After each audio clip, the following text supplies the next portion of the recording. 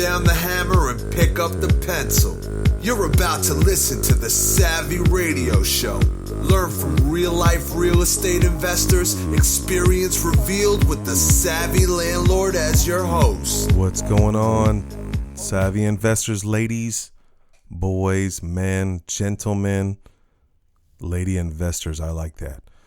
Anyway, I just got back from a seminar called Creating Wealth USA seminar, the Investor Quick Start Intensive. So I'm just going to drop this one real fast and quick. All the things that I learned, which is crazy. I'm going to go through a lot of stuff, but I've only learned two main things that were real estate related.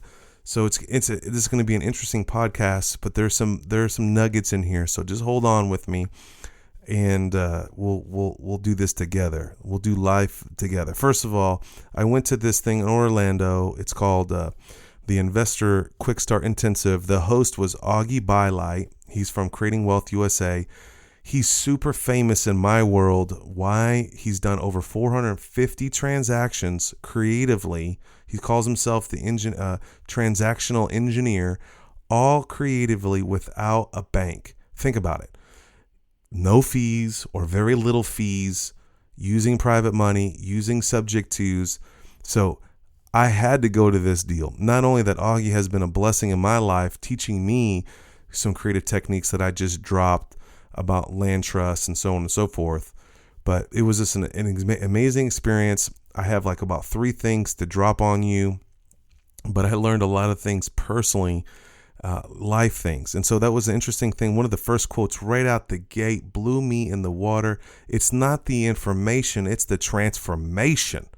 Let me say it again. It's not the information, it's the transformation. What information is being spewed out on the radio or at a seminar, it's what you do with that information, I think, that truly matters. And so I got to give it up to Augie and Vinny for producing a well-organized event. Very impressed. 80 people that I learned a lot from, not only from stage, but in the trenches, in the lunches. So why you should go to seminars in general. I don't get why people don't want to invest in themselves.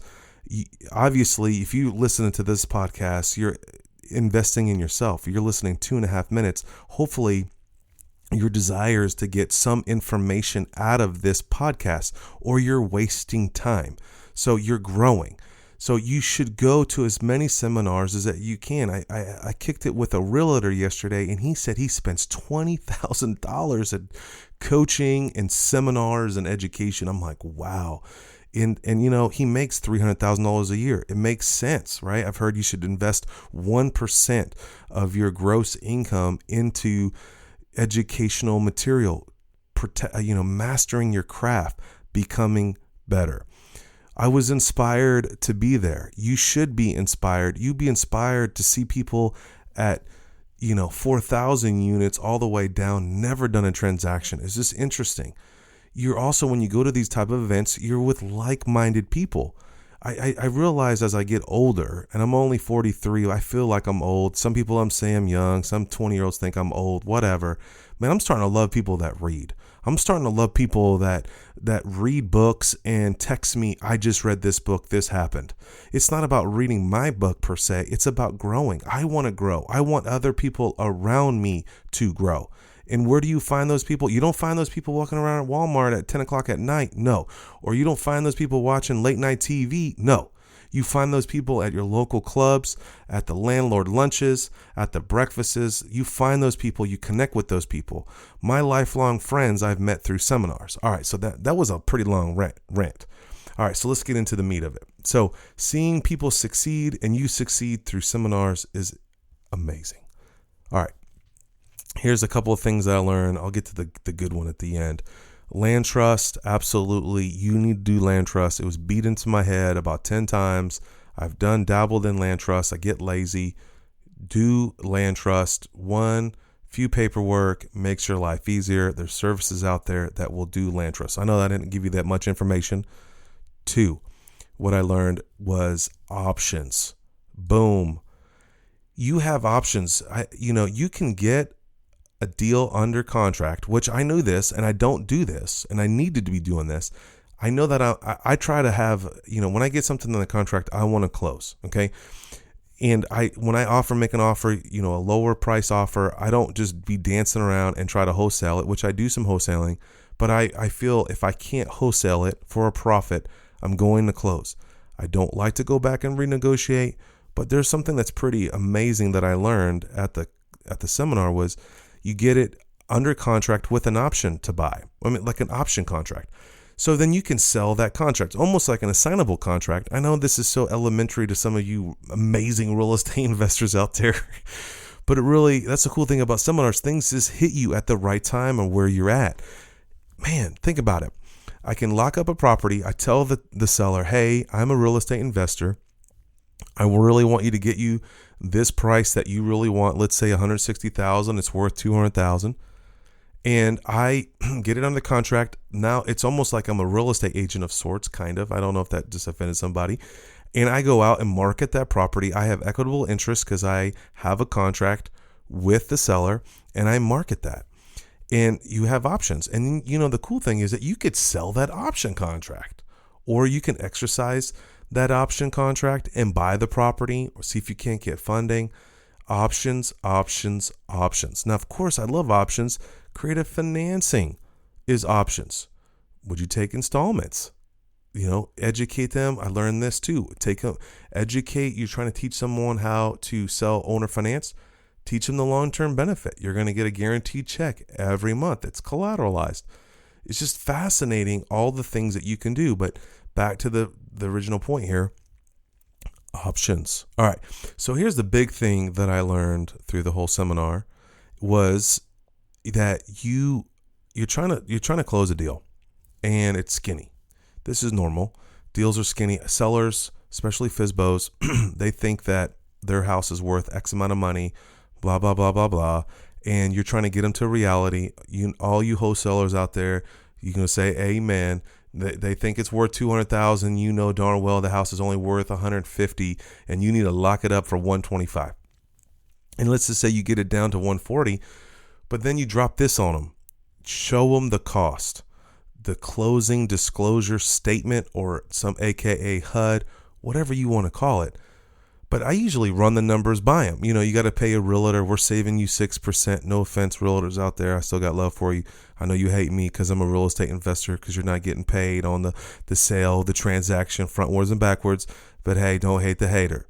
But when you're communicating to a seller and they're thinking about listing it, you can say, here is the benefit, and this is why I am offering you this price, because I'm saving you all this money. And the cool thing was that the exercise that we did down there at the conference was we went line by line. And someone asked in the crowd, they're like, do I show them this piece of paper? Do I show them, these are the costs? Yes. And I'm like, ding, ding, ding, ding, ding. That's right. Yes. I usually used to beat people over that. I got cash. I close fast, blah, blah, blah. And I know that I've missed out deals on that. But what if I come in there with a servant heart and say, well, I am a real estate investor. I need to make money. That's my job as an investor. You need to make money. You have an issue. I'm solving problems. But here's the costs that we're going to incur no matter if you use me or you go somewhere else. And it's fascinating that you can get a deal down another $6,000 explaining holding cost, show that line item, title work that you may or not have to pay for, and so your offer reflects paying all closing. So the real gist of it, show what the closing costs that they're going to save if they buy the property from you in writing, line by line, on a piece of paper. All right, so that was all the detail. That was the content that I learned. I know 4 days, 3 things, but no, I got a lot done. I made a lot of connections. And I learned a lot from a lot of other people, especially, after the seminar time or during lunchtime or before the doors open. I met a 12-year-old. Blew my mind. 12-year-old can be anywhere in the world playing video games. The new Nintendo system's coming out, whatever. And this dude is down in the front grinding it out. Now, he asked some questions he doesn't know exactly, but just think about where this child's going to be. Man, I was just honored to be there, that this 12-year-old was interested in real estate and making money. That's what you need to be doing. Money makes the world go round. It's like oxygen. You can't go to the grocery store if you have no money, right? And this 12-year-old, he was so humbled. He was spoken so well. And it was just inspiring to see a child in a room full of random from people from all the way 80 years old, all the way down to 12 years old. And he was grinding it out. I met another person, 19-year-old kid, couldn't find college and went to college and just didn't do well. And he was motivated. I was motivated. I'm motivated by young people. Another one is I had lunch with a couple and they sold everything to get into real estate. And I was like, wow, I just saw the fear in the wife's eyes. And I chatted with the husband and he's done deals. And it was just, I can tell that they were surrounded by a great group of people and that they're going to go far. Another one, I saw a seminar junkie guy that got me all juiced up. It seems like he's read every book, been to every seminar, and he really he said he burned all the ships behind him. And he was just gangster about getting it in and got a deal done. And all those people, their passion, the 12-year-old, 19-year-old, older couple, and another guy quit his job. And then I sat next to a guy during lunch that was a Fortune 500 company. Over 6 figures he made, and he was there, took time off of work, and he was a private lender. I mean, it was just a fascinating experience. All the elements that go into producing a seminar alone, because I'm a seminar producer. I have a seminar coming up in 2017 called investorweekend.com. That's investorweekend.com. And it's the same environment, and I like to go to these environments, and I have lifelong friends from these environments. Another thing, I'm getting to the end here. I know we're getting long-winded. You never know who the blank is sitting behind you for real. Like, for real. The guy to the left, you don't know who you're sitting next to. Might be your homie, your wife, your girlfriend, whatever. But the person behind you or in front of you, you don't know who they are. This guy behind me, he was, for 3 days, we're just all cool. Hey, what's up? What's up, Jeff? What's up, Steve? Everything's cool. What up, homie? What are you doing? Didn't know who he was. He says he was a real estate broker. Come to find out, the guy is the number 26th real estate broker in the country. Not just Keller Williams or Remax. No, in the country. He has 500, count it with me, 500 agents under him, crushing it. He was sitting in the room learning. He's involved in the mastermind group. He's involved in going to seminars. He does not have to work. He's got 500 people selling property for him. Amazing. He was right behind me. I should have been kept boys with this dude. I got to know him. But that's not shouldn't be my motive. All right. Your roommates. I stuck with a few people, crashed with 4 guys. Interesting. I learned a lot when you sleep with somebody. I know when you say sleep with somebody, I'm not talking about sleeping with somebody. I'm talking about just rooming with somebody. And this is a reminder for all you people that want to get married or you want to do a business deal with somebody. You need to spend time with somebody. You need to grow with somebody. I take everybody at first value and I love everybody. And until you burn me, lie to me, curse me, whatever. But I've realized at 43 years old, you need to spend time with people. You need to go on a trip with somebody. Then all characters are revealed. I'm not saying I didn't have a bad episode or anything. No, I'm not dogging anybody. It was just interesting. I just learned a lot about how people brush their teeth. I learned about how they are clean or they iron their clothes. Or they got special apparatus machines that they bring with them in a separate suitcase. You know what I'm saying? There's a lot that you learn that there's somebody out there that's actually in pain and you don't even know it. And you're just humbled to be sleeping in a bed next to this person and knowing where they're coming from. You know where you're coming from, but you never know where someone else is coming from. I learned that you need to give more. Man, I learned this awesome charity out there that they raise charity for. It's called wheelchairfoundation.org. Wheelchairfoundation.org. For $150, you can provide a wheelchair for someone that's a need in a third world country, in the United States, all over the place. I don't know if you know this, that my mom, she went out in a wheelchair. I remember when she got diagnosed that they cut her leg off because of diabetes is a vicious disease. Eat right, stop sugar. And I remember I thought my mom was going to go give up. And my mom went to the end. She passed away in her wheelchair. That's how nutty wheelchairs are, that you might pass out in. And when they were talking about, $150 can provide, I know my mom needed a wheelchair. I know she broke one of her wheelchairs. I had to buy a wheelchair for her, and it was under $150. And I was like, that's the least I can do for my mom that has sacrificed for me, is buy a wheelchair. And so I was like, let's just think big. When we were there, there's 80 people. We bought 35 wheelchairs when we were there. How awesome is that? How giving is that? Not all wealthy people are cheap. So I'm just commissioning to you, if you're thinking about giving away stuff, what about $150? This is a great charity, wheelchairfoundation.org. And I thought about, man, I'm going to start adding in on every transaction I do. Why can't I drop $150 for someone in need?